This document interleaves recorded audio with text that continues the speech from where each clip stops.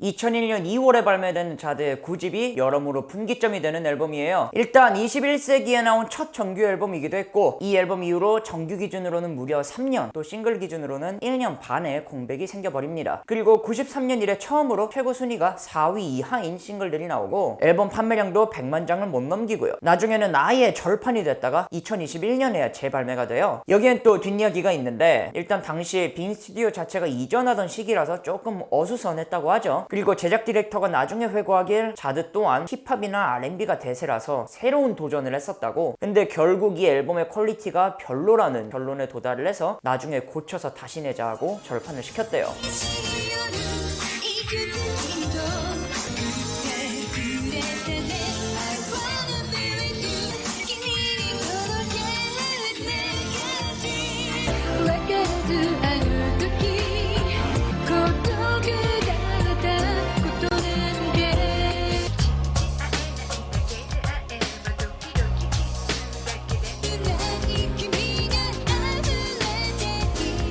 자드는 90년대부터 이미 노래 몇 번씩 고치고 또 고치고 발매 날짜까지 미루면서 고치는 등 퀄리티에 있어서는 광기에 가까운 집념을 보여줬단 말이죠. 같은 맥락에서 생각하시면 될 것 같고요. 그리고 이 2000년 후반때부터 몸 상태가 계속 안 좋았다고 합니다. 근데 이때도 정확히 어디가 아픈 건지 또 왜 아픈 건지 이런 거는 전혀 밝히지를 않았죠. 그러니까 팬들은 몸이 좀 안 좋은가 보다, 그냥 이 정도만 알 뿐. 근데 이 시기에는 차례로 자궁근종, 난소낭종, 자궁내막증 이런 병들을 앓았다고 하고요. 그래서 사카이 이즈미 본인도 이때부터는 삶에 조금 여유를 가지려고 노력한 것 같아요. 본인도 조금 더 느긋하게 활동을 한다라는 말을 하기도 했고요. 이 분기점 이후의 곡들은 상대적으로 90년대보다는 덜 알려진 감이 있는데 노래의 색깔부터 좀 변했거든요. 물론 별의별 장르가 다 있었지만 전체적으로는 시원한 느낌의 뮤지션에서 좀 산뜻한 느낌의 뮤지션이 된 것 같았어요. 저는 이게 자드가 변화하는 음악 트렌드의 나다움을 지키면서도 동시에 변화까지 꾀하는 나름대로 낸 해답이 아닌가 싶었습니다.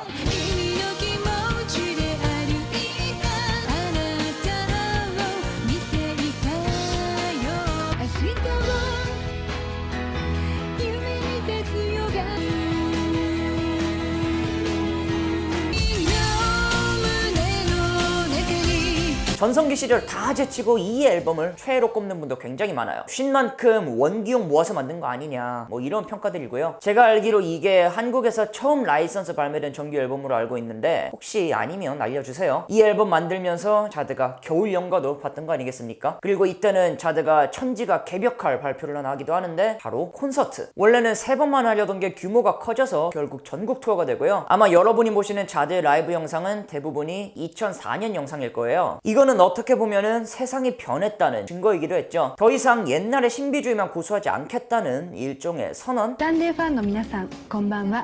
ザードの酒井泉です。スポルトをご覧の皆様、こんばんは。ザードの酒井泉です。ヤフーミュージックをご覧の皆さん、はじめまして。ザードの酒井泉です。ザードの酒井泉でした。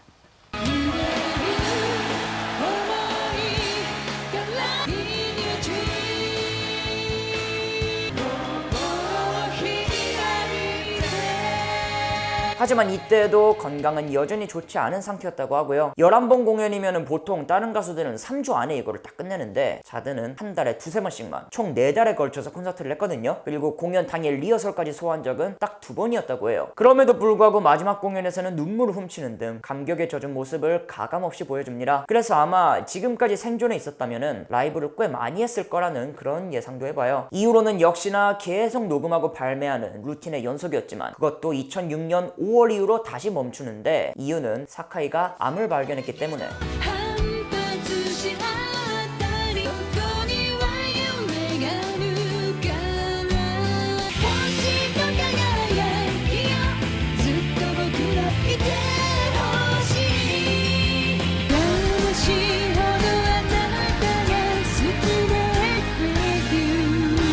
뮤비를 촬영하는 날 밤에 몸이 이상해서 병원을 갔더니 자궁경부암 진단을 받았다고 하죠. 그래서 수술을 받고 입원을 하는데 그것마저도 스태프들을 일부만 알 정도로 숨겼대요. 이때에도 꾸준히 가사를 쓰고 틈날 때마다 복귀를 생각했다는 거는 유명한 이야기고, 어머니랑 같이 노래방 가서 자기 노래 불렀다는 일화도 있죠. 말년의 썰들은 일 그 자체보다도 일을 하고 싶어 했던 사카이와 또 일 대신 가족과 시간을 보낸 사카이의 비중이 많아요. 그리고 건강을 위해 노력했던 일화들, 예를 들어서 원래는 극단적 올빼미형에 새벽 내내 일만 하던 사카이가 입원을 반복하면서 낮밤 회복에 성공을 하고 이거를 유지하자 다짐했다는 그런 일화들이요. 2007년에도 계속 복귀 시도를 했었는데 몸 상태가 괜찮은 것 같아서 촬영하자고 했다가 폐로 암이 전이된 게 발견돼서 미루기도 했다고 하고요. 또 유명한 것 중 하나가 영화 약속의 일본 개봉 관련으로 우리나라 배우 박신양 씨랑 듀엣을 할 예정이었다고 하죠. 그리고 이때는 베스트 앨범 발매에 맞춰서 한국 팬들한테만 따로 감사의 메시지로 전하는 등 한국 팬들 가슴에 불을 지펴놓기도 하고요. 하지만 이때는 항암 치료 때문에 입원과 퇴원을 반복할 수밖에 없었습니다. 그러다가 느닷없는 소식이 들려오고 마는 거예요. 2007년 5월 27일 사카이 이즈미 사망. 사인은 병마가 아닌 실족사. 정말 허망하다고밖에 말할 수 없는 죽음이었어요. 새벽 대여섯 시경에 산책을 하다가 난간에서 떨어졌다고. 그 높이 자체는 3m 정도 되는 낮은 난간이었는데 보통 그 시간에는 사람이 안 다니잖아요. 그래서 오랜 시간 뒤에야 이게 발견이 돼서 고비를 넘기지 못한 겁니다. 처음에는 사인도 공개가 안 돼서 설왕설래가 많았는데 결국 이렇게 결론이 났고요. 이 당시 한국 연예면에서도 꽤 큰 비중으로 뉴스가 나왔어요. 저 같은 경우는 그때 아직 음악 입문도 안 한 뉴비였는데 부고 소식 올라와서 눌러보니까 너무 이쁜 사람이 나와가지고 그 기억이 아직도 남아있죠. 저도 그랬는데 팬분들은 어땠겠어요? 그렇게 복귀는 이루어지지 않았고 사카이는 영원히 맑고 젊은 모습으로 대중들에게 남게 되었다. 장례식 또한 사카이답게 조용히 친지들만 참석한 채로 이루어졌다고 해요. 그리고 생전 자드가 소속됐던 빙은 16년이 지난 지금까지도 매번 다른 종류의 베스트 앨범을 내고 미공개 영상과 사진들을 찔끔찔끔 풀면서 팬들을 애태우고 있습니다. Korea, let's fly, Korea, let's sky. 도도케타이 Korea smile. 翼を広げて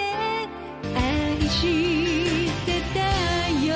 개인적으로는 사실 이런 것도 한두 번이지. 일본이 유독 고인을 뼛속까지 뽑아먹는 경향이 심해가지고 자드 팬분과 얘기 나누면서 한 말인데 저는 사실 아티스트가 죽고 나온 사후의 앨범이나 싱글은 그 사람 작품으로 취급을 안 해요. 그 사람의 목소리가 있다고 해도 그 사람이 부재할 때 이루어진 제작 과정은 의미가 없다 그런 거고요. 2019년에는 또 빙에서 사드 언더그라운드라는 자드 커버밴드 트리뷰트 밴드를 내기도 했는데 저는 이것도 호불호를 떠나서 관심 자체가 없어요. 이거는 개인의 의견이니까 이해해 주시고요. 자드는 시대를 무시하고 자신이 가장 자신다워지는 길을 택했어요. 그 가사는 빙의 음악과 결합되어서 세대를 타지 않는 청량제가 되었고요. 사카이는 언젠가 이렇게 말했는데 내가 깨어있는 시간은 항상 음악과 연결되어 있다고 매 순간을 영감으로 삼고 그에 관련한 가사를 만들었다는 거죠. 사카이는 슈퍼스타였지만 누구보다 일반인처럼 살았고 오히려 그런 면모 덕에 대중들이 더욱 가사에 공감할 수 있지 않았나 하는 생각도 하게 되네요. 자드 얘기를 알아봤습니다. 소개 부탁하고 싶은 뮤지션 있으시면 언제든지 말씀해 주시고요. 좋아요와 구독은 정말 감사하게 받도록 하겠습니다. 슈퍼맨, 배트맨, 아이언맨, 엠보크맨. 렛츠고!